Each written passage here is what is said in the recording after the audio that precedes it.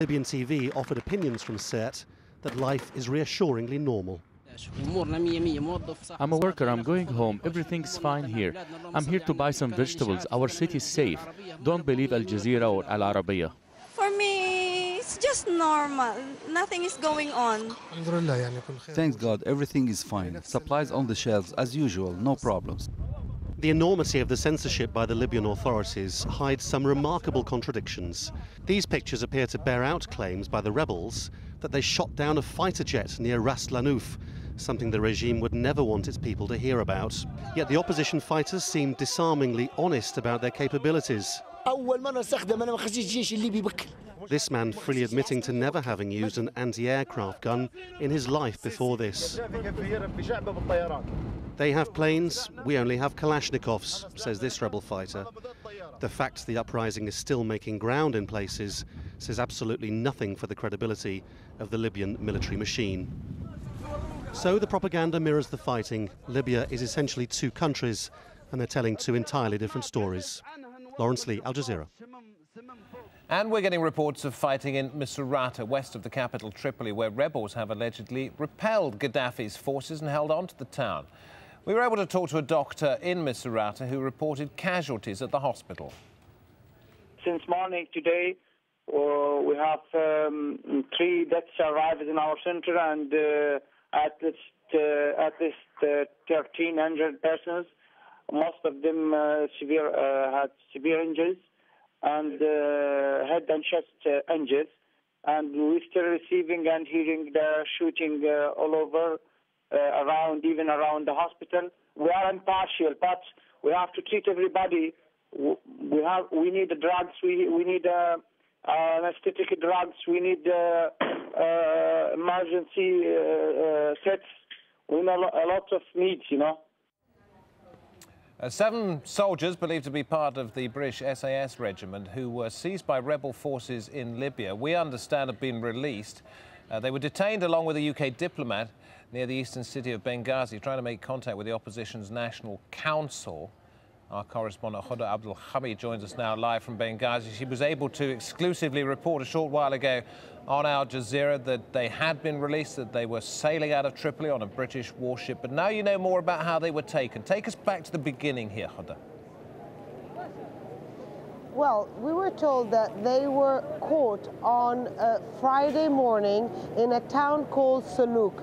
It's about 50 kilometers south of Benghazi. It's not really clear what they were doing there.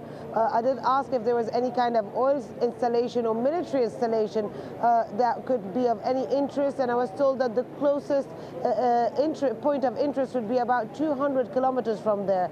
Now, after they were held by the rebels, they were brought here to Benghazi, where they were on pass to the army commanders and the opposition National Council. Now, the British government has been saying all along that these were on a diplomatic mission. The sources here confirmed that 1 person had a diplomatic passport, the 7 others did not. However, the British government says that they came into Libya through the Egyptian border. Sources here tell us they did not. There was no stamp of entry or exit from Egypt. So the suggestion from the people who you've been talking to, I gather, is that they were possibly dropped into Libya from an aircraft.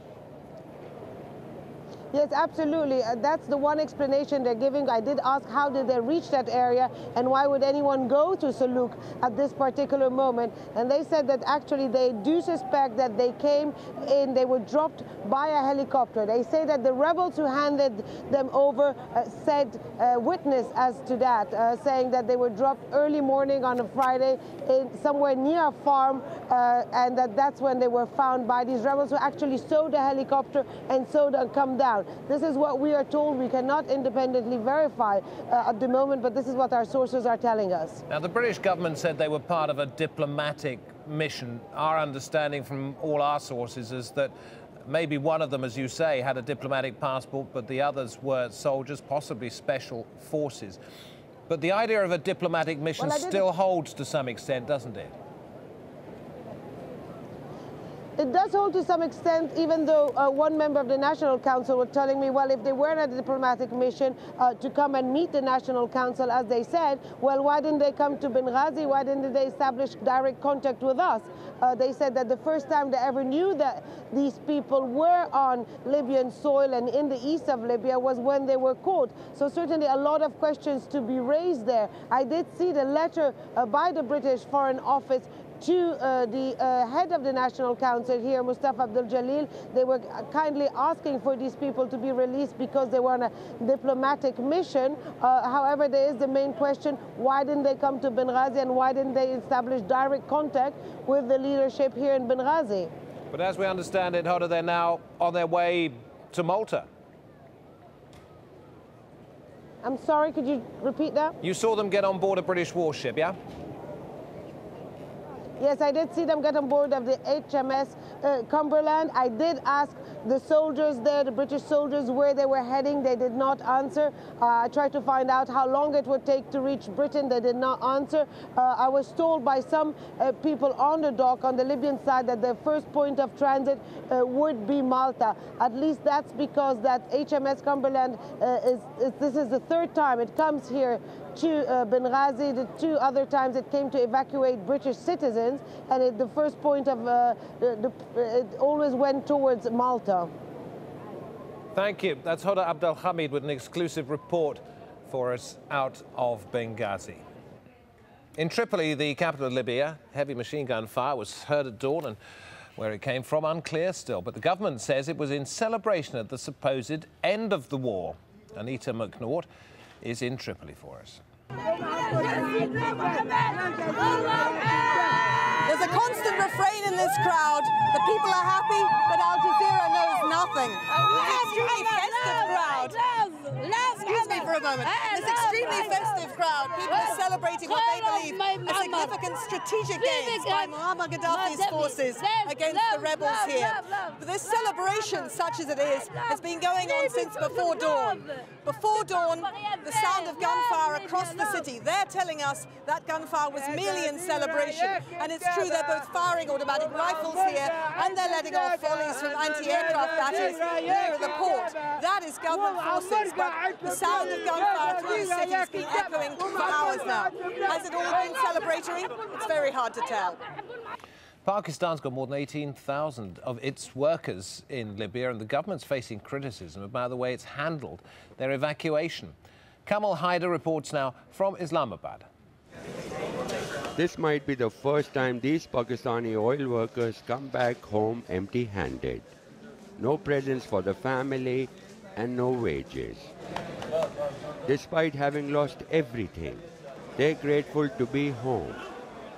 Stranded at the airport for days and without food, many shared their experience of the ordeal. The situation was very critical in Libya. We were lucky enough to save our lives. While they praised their local Libyan employees for helping them leave, they've complained their own embassy did little to help. We are very happy on our soil, but the government of Pakistan has done nothing for us. Pakistani embassy